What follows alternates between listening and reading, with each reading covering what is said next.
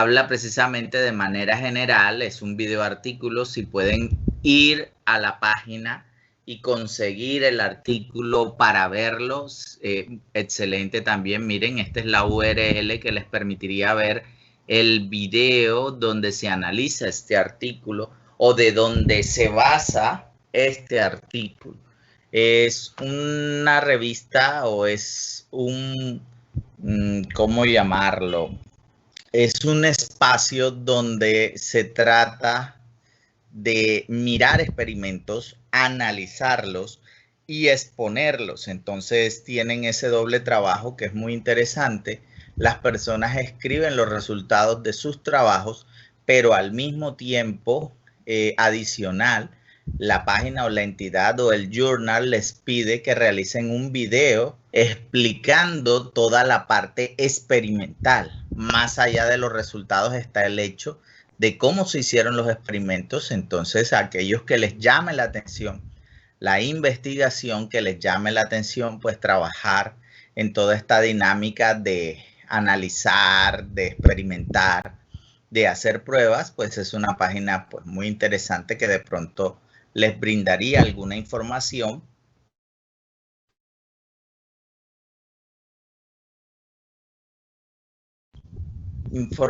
relacionada con algún tema de su interés. En este caso, lo que ellos hacen es analizar todo lo que es la PCR, analizar el protocolo básico, es decir, lo que se llama comúnmente PCR convencional. Además de eso, dan alguna identificación de problemas, la solución a estos y algunas estrategias para optimizarlos, ¿ok? Y miren que ya en el 2012 habían pasado ya casi 20 años desde que se estableció la técnica como tal. Recuerden que hay una base teórica de la técnica, ¿sí? Y está Karim Mullis, que ya establece la técnica como tal. Recuerden que una cosa es la base teórica, no sé si qué tan familiarizados están ustedes con el Premio Nobel de Bioquímica sobre la técnica CRISPR-Cas9, que se habla mucho para editar el genoma, que aparentemente es relativamente simple, pero las cosas se ven simples cuando ya te dicen cómo se hacen.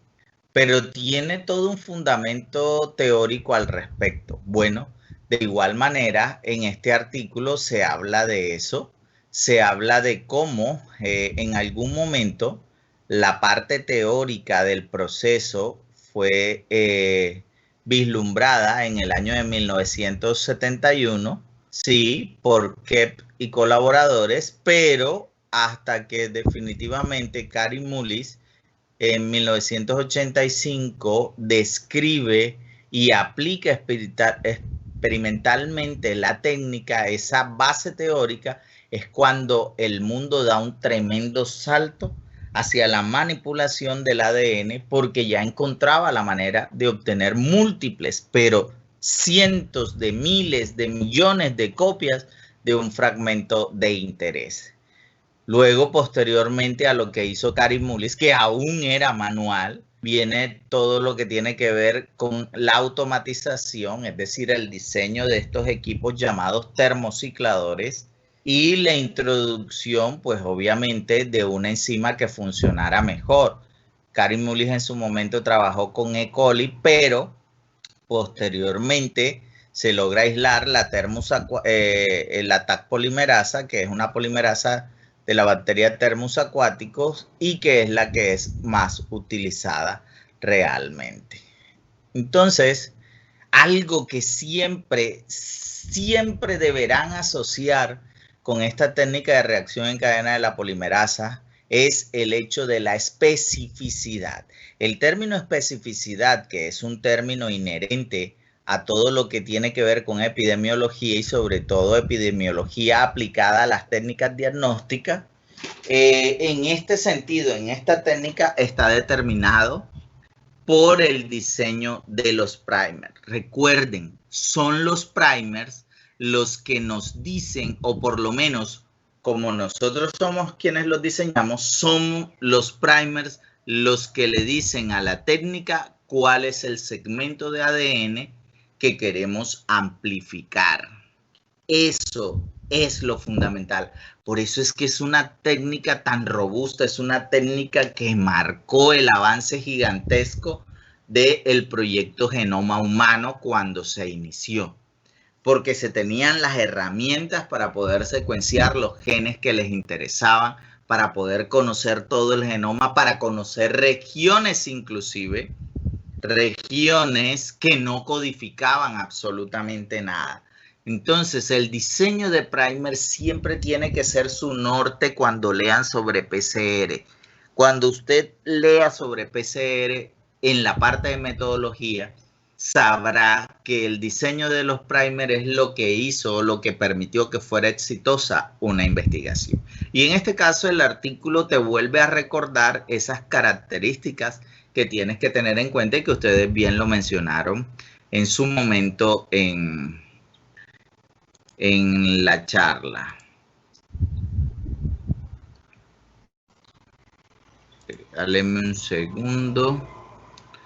Por acá me escribe el señor Lozano que el señor Ramírez no va a poder conectarse, tiene problemas con el servicio eléctrico. Ok, no hay problema. Entonces, recuerda cosas del artículo como qué tamaño en longitud deben tener los primers, que obviamente nos recuerda que debe tener un contenido óptimo de guanina citosina. Recuerden que los 3 puentes de hidrógenos que se forman entre guanina y citosina son los que permiten que realmente haya una mayor adherencia de los primers. Que los extremos 3' deben contener guanina o citosina con el fin de lograr ese primer enganche, ese primer anclaje, ¿sí? Y que no queden muy sueltos esos extremos, ¿ok? Esos son algunos elementos que se mencionan aquí. No pretendo tampoco detallarlos completamente. Algo relevante es ese cálculo óptimo de la temperatura a la cual se unen los primers. Y es por eso que me detengo más aquí, me voy a detener más aquí que en cualquier otra sección del artículo. Creo que uno de los elementos que uno simplifica mucho y a la larga a ustedes no les interesa porque ustedes no son técnicos de laboratorio como tal que necesitan tener toda el conocimiento sobre el cálculo de temperaturas de alineamiento o unión de los primers, pero sí este artículo enfatiza mucho eso, que obviamente se habla de rangos que están en el orden o alrededor de los 60 grados centígrados, que de hecho en muchas técnicas que ustedes vean más abajo de 50 grados centígrados no van a encontrar un primer que se una, normalmente están en esos alrededores. Tanto que se habla hoy en día de 45 a 65, pero realmente ninguno baja hasta 50. Cuando llegamos más debajo de 50 es que definitivamente tú has diseñado un primer que tiene muy bajo contenido en bases nitrogenadas que permitan el anclaje, es decir, es probable que tengas más contenido de adeninas y timina y que necesites enfriar para que se logre la alineación, ¿ok? Y que se logre esa unión y la formación de los puentes de hidrógenos. Y bueno, evitar las repeticiones de base, evitar que esas repeticiones pues formen cadenas de ADN que se autocomplementan y demás. Y fíjense que en el 2012 que se publicó esto, ya se establecía el hecho de que hay muchas páginas web, hay demasiadas páginas web en las cuales usted puede preguntar o solicitar, o si usted quiere diseñar su propio primer, de tal manera de que contraste la secuencia que está seleccionando como primer con todo el genoma humano, de tal manera de que usted no tenga uniones equívocas. Ah, no, es que mira,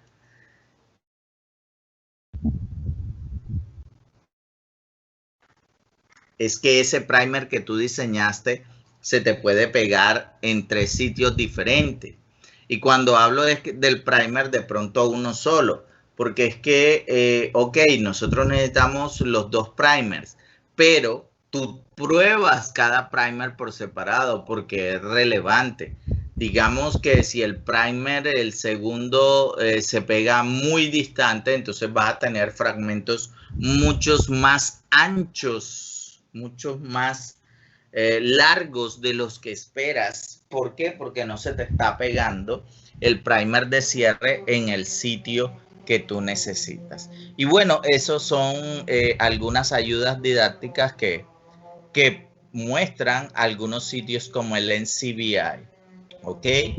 Bueno, luego el artículo hace toda una disertación acerca de los reactivos que se deben incluir, cómo debes organizar el laboratorio, si necesitas manejar estos reactivos o no, si debes tener las pipetas adecuadas o no para la reacción, para el procedimiento, etcétera, etcétera. Y empieza a hablar pues de todo lo que tiene que ver de las master mix, de los volúmenes de la mezcla de reacción, la calidad del agua, la cantidad de polimerasa que añades, qué cantidad de moléculas debes adicionar, si cuantificas o no el ADN. Hay mucha gente que no le interesa la calidad de una muestra de ADN purificada, sino sabe que obtuvo ADN y entonces adiciona ese ADN sin cuantificar en la mezcla, y a veces puede ser muchísimo y eso podría inhibir la acción de la polimerasa. Pues nos habla también el artículo de el protocolo básico, es decir, este artículo te lleva de la mano como si tú realmente estuvieras haciendo todo el procedimiento y te indica los pozos, cómo debes hacerlo, si los debes tener incubados en hielo o no, porque se debe hacer en frío, el orden en que debes adicionar las pipetas, el uso de los pipeteadores o de las puntas, si es que los utilizas, el orden en que deben ir adicionándose los reactivos, porque también eso es fundamental. Y te hace un estimativo, sobre todo cuando tú tienes cuantificado el ADN, te hace un estimativo de cuál va a ser el número de copias de tu ADN de interés, dependiendo obviamente de los reactivos, de la cantidad de ADN de partida, de la longitud, del tamaño, y esta copia pues las pueden ustedes revisar ahí. Bueno, les decía entonces que uno de los elementos claves, sobre todo para el desarrollo de la técnica y su especificidad, es el cálculo de la temperatura de fusión. Y aquí está la fórmula que mencionaron de pronto en la clase pasada, cuando hicimos la disertación o la discusión del tema. Y también hay toda una serie de páginas web donde hay calculadoras para encontrar esos valores ideales de unión de los primers. También este artículo te habla de las condiciones en las que se hacen los ciclos térmicos, es decir, cuánto va a durar cada ciclo, si lo dejas 30 segundos, si lo dejas un minuto, qué pasa con la temperatura, cómo varía, etcétera, etcétera. Y empieza a hablar de la resolución de problemas. Asimismo, tiene un apartado de bioseguridad o de seguridad sobre cómo manipular todos los reactivos que se involucran ahí, y la adición de reactivos aditivos. En ese sentido, muchos de ustedes mencionaron, y es de las cosas más importantes aquí, sí, porque la adición de aditivos garantiza o bien la ruptura de los puentes de hidrógeno mientras el calor está desnaturalizando, o bien la unión de los primers en su momento determinado. Entonces nos empieza a hablar de aditivos como el dimetilsulfóxido, ¿sí? En qué concentraciones finales debe adicionarse. la formamida y al mismo tiempo te va indicando cuál es el resultado que tú esperas con esa adición. Sí, en ese sentido el 7-deaza-2-desoxiguanosina trifosfato, sí, como un marcador de extremos para determinar, y la betaína, que es un aminoácido que reduce y puede eliminar la temperatura de fusión del ADN y la composición de nucleotídica. Entonces, como ven, la técnica, aunque se llame convencional, tiene una serie de elementos que pueden estar involucrados o no. Les digo algo, gran parte de esta evolución surge posterior a lo que desarrolla Kary Mullis, surge de los problemas que se presentaron durante la secuenciación del genoma, y es entonces donde se empezaron a introducir pues todas estas variantes.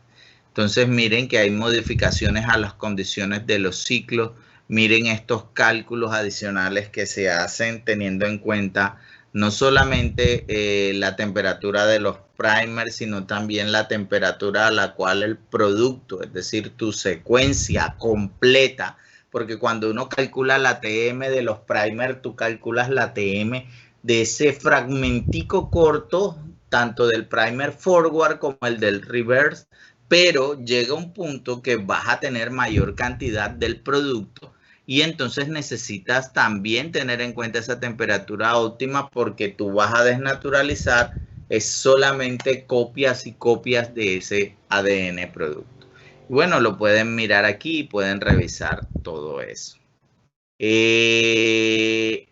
También contiene unas tablas adicionales que le indican a ustedes cómo preparar algunas master mis, sus concentraciones. Les habla de una PCR estándar de 3 pasos, donde hay una desnaturalización inicial, las 3 etapas, te habla de los ciclos internos, de los tiempos que manejas, etcétera, etcétera. Una PCR de 2 pasos, ¿sí? Una PCR de Hot Star, que es una variante de la PCR, donde se prima muchísimo la desnaturalización inicial, ¿sí? Donde se dan esos 5 minutos a altas temperaturas previo a la desnaturalización y los ciclos propiamente dicho.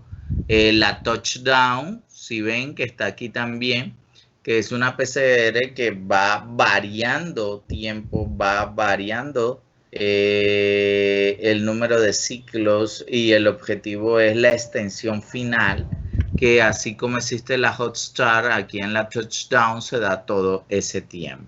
Entonces,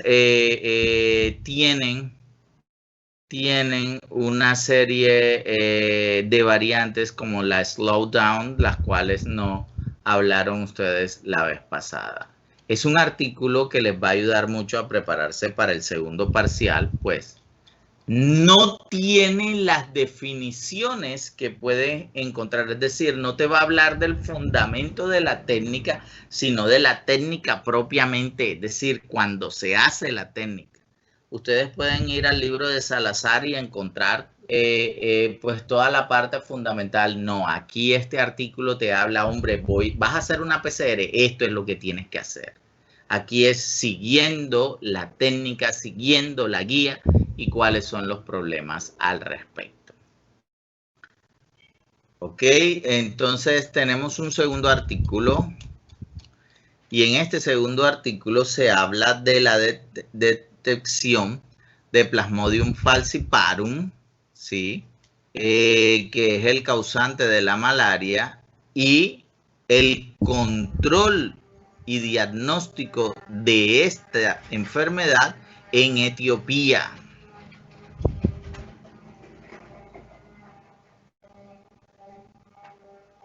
Ok, este es un artículo del año 2013. Hay que decir que el manejo de muchas enfermedades de tipo infeccioso y de carácter tropical, es decir, enfermedades asociadas a la zona climática de los trópicos, entre ellas la malaria. Recuerden que la malaria tiene como vector a los mosquitos, que son los que al picar a una persona infectada con malaria pueden transmitir a una segunda persona una etapa del desarrollo del microorganismo, de tal manera que continúe con su ciclo vital dentro del ser humano y por ende cause la enfermedad. En este caso se hace un estudio en Etiopía y lo que busca este estudio es determinar la prevalencia de las personas que portan el Plasmodium falciparum y utilizan el término submicroscópico. Este término submicroscópico, cuando lean el artículo, se refiere al hecho de que no es detectable cuando observas muestras bajo el microscopio.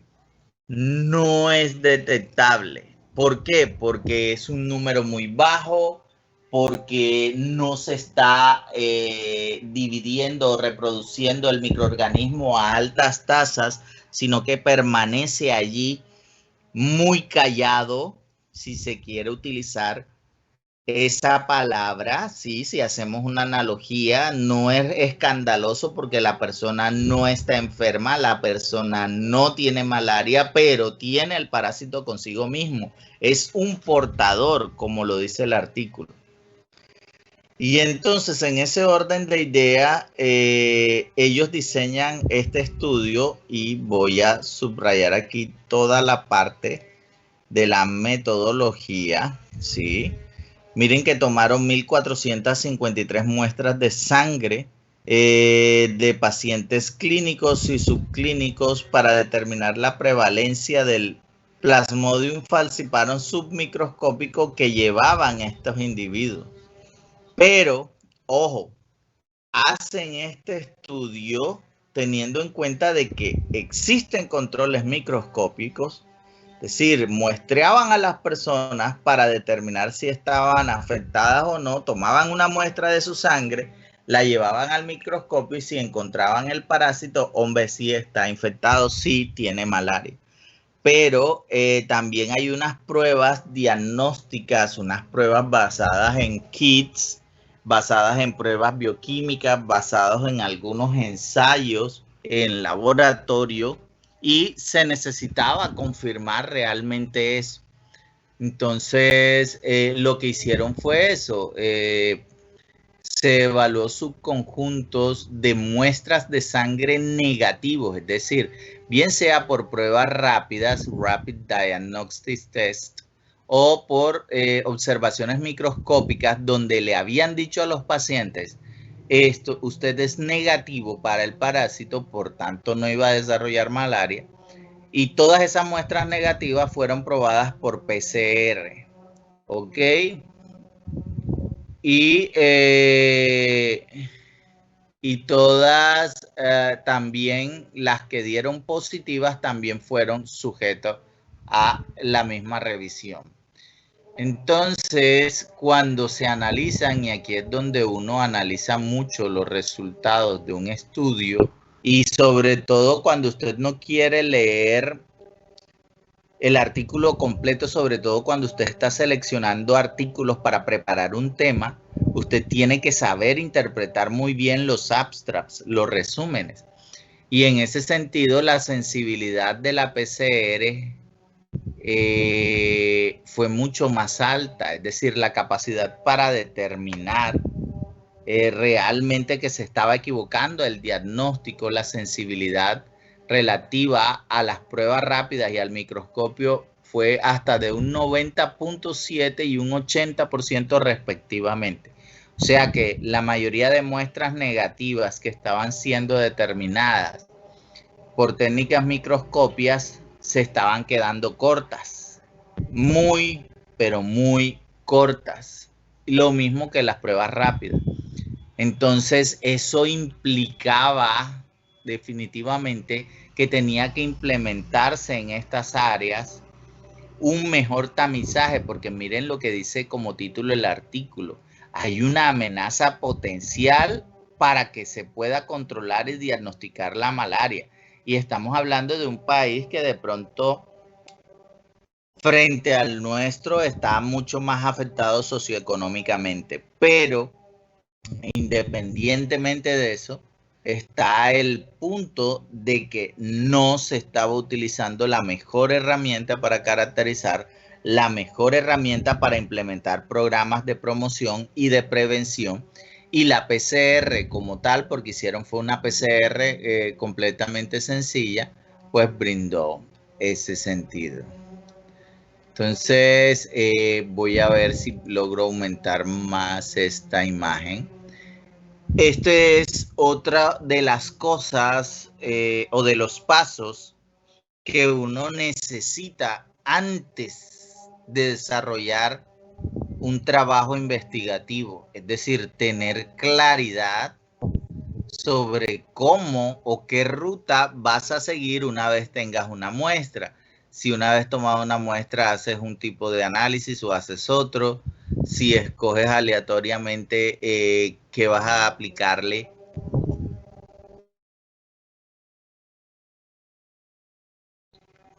a quién le vas a aplicar las reacciones en cadena de la polimerasa, qué vas a hacer o cómo vas a tener en cuenta las muestras que fueron probadas negativas o la prevalencia de el parásito del microorganismo dentro de las muestras, etcétera, etcétera.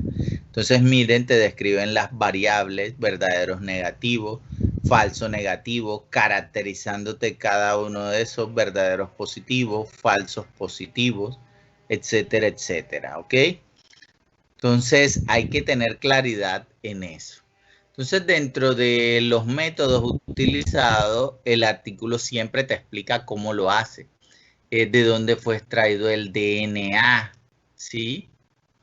La extracción, qué método siguió, te indica eso. Es importante ir estableciendo eso.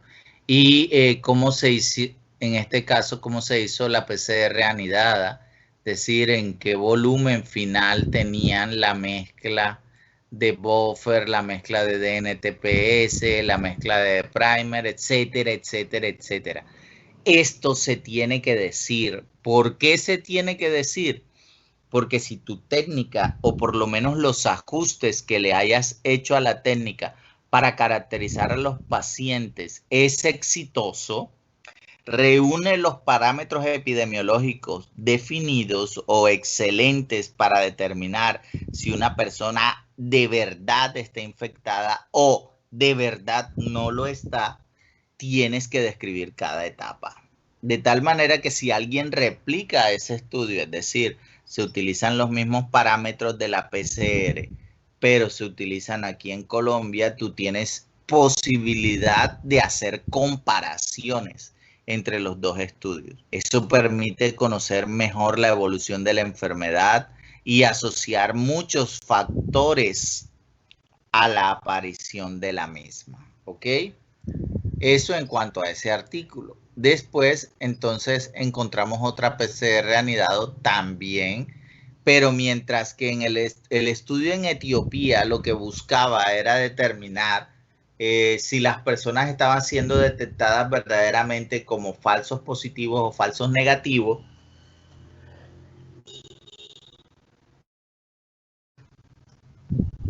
Este estudio en Colombia, que es del año más o menos 2011, déjenme verificar, campus. Creo que es del 2011. Sí, del 2011. Es un estudio aquí en Colombia que se hizo en Los Llanos. Pero acá el objetivo era algo completamente diferente. Aquí el objetivo iba dirigido a mujeres gestantes y a la capacidad o a la posibilidad de esa transmisión vertical a vía placentaria de la malaria. Y miren que estaban comparando acá. Miren dos artículos sobre una misma patología con diferentes enfoques y el objetivo de ambos era comparar la técnica como tal. Entonces, comparación de la eficacia de la microscopía, la PCR anidada y la histopatología. ¿Ok? Pero ya enfocado a un grupo diferente de pacientes, es decir, a mujeres gestantes. Y en este caso,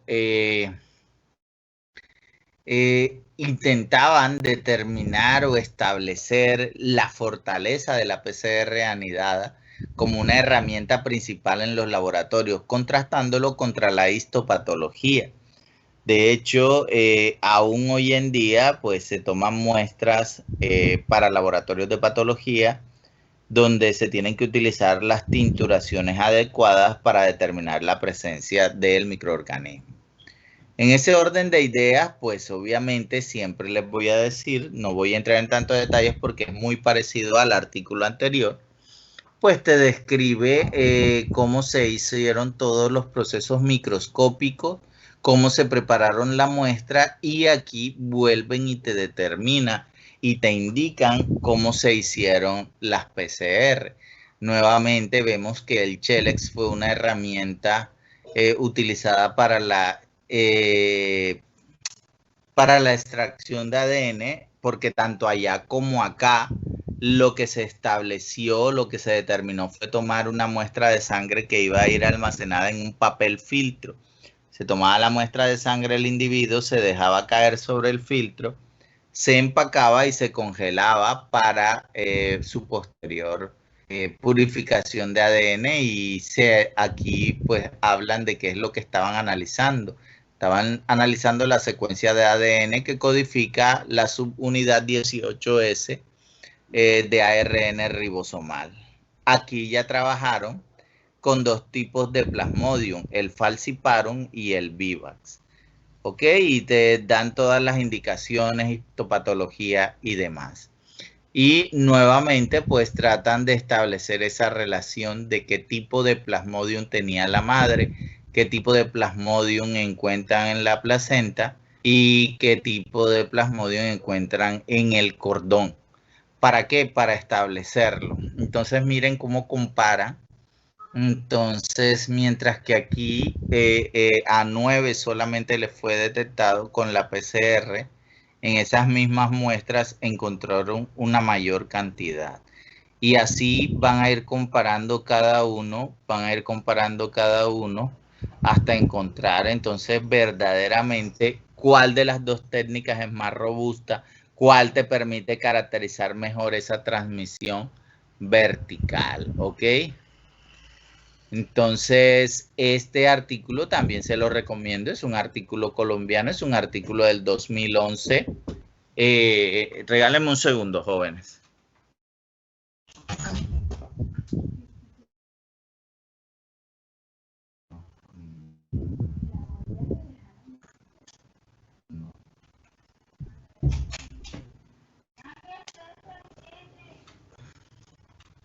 Ok, entonces les decía que es un artículo que tendría que revisarse 10 años después cómo está la caracterización de pacientes aquí en Colombia de transmisión vertical, en Colombia en general, aunque este es un estudio que se hizo en los llanos orientales, pues mirar qué tanto se hace o si se siguen utilizando técnicas histopatológicas y similares y se ha dejado de lado pues todo lo demás.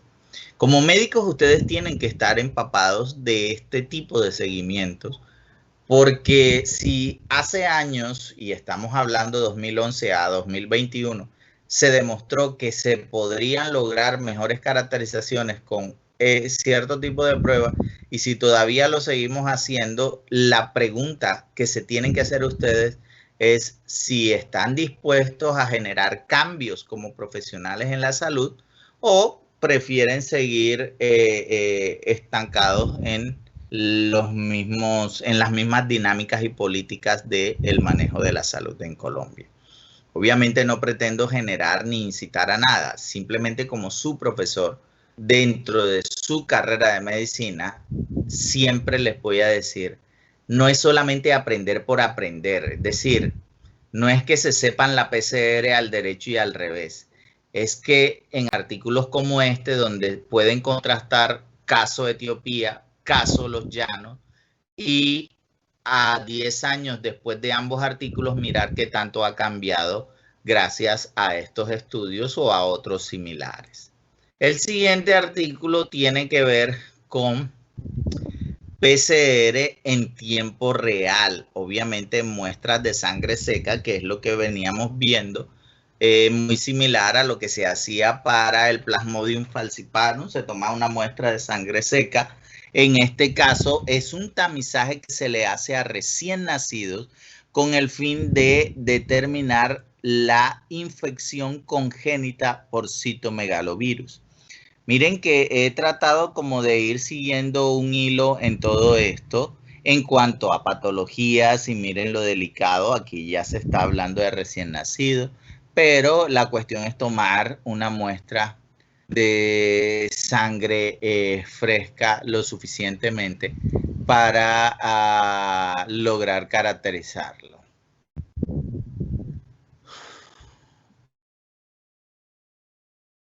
Entonces, el objetivo era determinar la exactitud de esa muestra de sangre y ensayos con PCR en tiempo real para determinar si verdaderamente se estaban caracterizando todos los niños que venían o que se habían contagiado por citomegalovirus en el momento del parto. Entonces, en este caso, recuerden que la PCR en tiempo real es una variante de la PCR que utiliza fluoróforos o fluorocromos para poder cuantificar por medio de longitud de onda, por medio de rayos láser, o dependiendo del equipo que usted tenga, realmente qué cantidad, a medida que se van haciendo las amplificaciones, desde qué cantidad partes tú para hacer la técnica. Y como les decía, lo chévere que tiene esto es que cada artículo te indica a ti cómo lo hizo. Es decir, de dónde provienen las muestras, qué tiempo tomó o pasó desde el momento en que recoges la muestra hasta que es realizado el análisis. Te indica qué tipo de kits o qué tipo de compuestos químicos utilizaste, si se hicieron duplicados o no de cada muestra, etcétera, etcétera, etcétera. Y cómo esto funcionaba, qué gen fue el que caracterizaste, ¿sí? Entonces, en este caso, la glicoproteína de la envoltura B del virus, ¿sí? ¿Y por qué escoger esa y por qué no escoger otra? Te incluyen ciertas variantes ya, como dice uno, publicadas y conocidas y asociadas. Miren que para el caso del SARS-CoV-2, pues ya existen artículos publicados que determinan dónde o cuál es el polimorfismo, o cuál es la variación, o cuál es la mutación que da origen a los diferentes tipos. De igual manera puede suceder con cualquier parásito, con cualquier microorganismo, con cualquier hongo, etcétera, etcétera, etcétera. En este caso, pues como están caracterizando el citomegalovirus, incluyen todas aquellas variantes ya registradas. Esto es simplemente un código, esto no te indica nada, tendrías que ir precisamente al GenBank a mirar cuál es la secuencia asociada a estos códigos, ¿ok? Miren que evalúan la eficiencia en la extracción y el desempeño de la PCR. Uno tiene que ser muy acucioso con todo lo que hace, y en este caso, pues la PCR buscaba eso. Entonces te indica realmente si de pronto tamizajes a partir de otros medios como saliva y demás, pues permitirían caracterizar, etcétera, etcétera. Avanzando aún más, entonces llegamos otra vez, y en este caso, miren, virus respiratorios, en este caso el virus de diferentes tipos de virus de la influenza, y en este caso se iba a hacer una PCR de transcripción reversa, y no solamente de transcripción reversa, sino en tiempo real. ¿Por qué? Recuerden que cuando el virus es de ARN, y los virus de la influenza son de ARN, así como los virus SARS, los virus MERS y los virus de la influenza, todos ellos son virus de ARN y lo que se buscaba era precisamente caracterizar y partir de qué cantidad de virus hay inicialmente en un individuo para poder analizarlo, ¿ok? Bueno, en este caso, pues se hizo con esa intención. ¿Y por qué se hace de esta manera?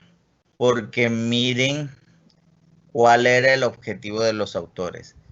No existía ese conocimiento, ¿sí? A veces no se hacen estudios simplemente para llegar a grandes resultados y grandes conclusiones.